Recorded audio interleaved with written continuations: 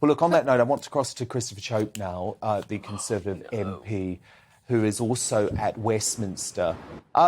Christopher, really interesting. You were meant to be tonight nominated to go on to the Privileges Committee, which is investigating Boris Johnson, and I believe that nomination was pulled by the new government. Is that right?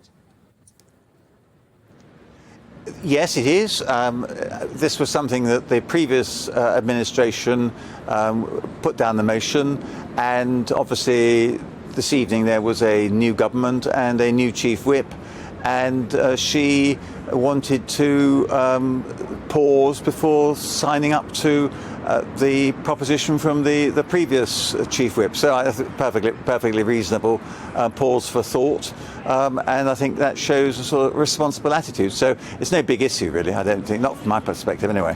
So you still could end up on what lots of Boris supporters are describing as a kangaroo court, and you were expected to bring a bit of balance to this whole thing.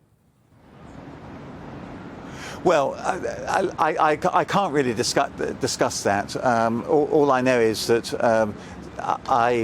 somebody suggested I might go on it because there was a vacancy.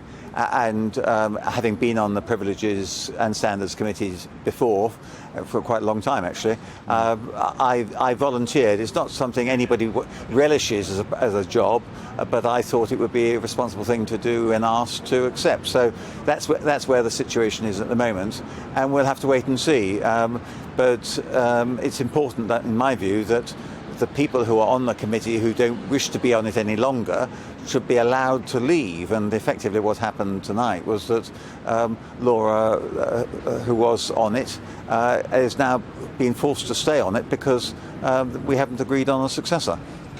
Indeed. Look, some breaking news. Jacob Rees-Mogg now confirmed as Business Secretary. The big office of state now filled. You've got Suella Braverman as Home Secretary, James Cleverly as Foreign Secretary, and, of course, Kwasi Kwarteng as Chancellor. What do you make of Liz Truss's first appointments, Christopher? I know you supported her campaign. Well, I supported her campaign, and I think this is an excellent choice of people to lead the economic departments.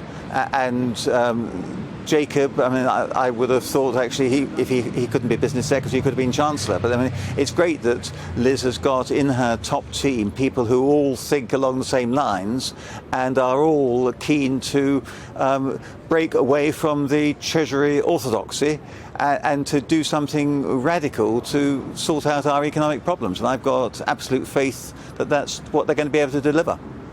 Christopher Chope, live at Westminster. Thank you so much.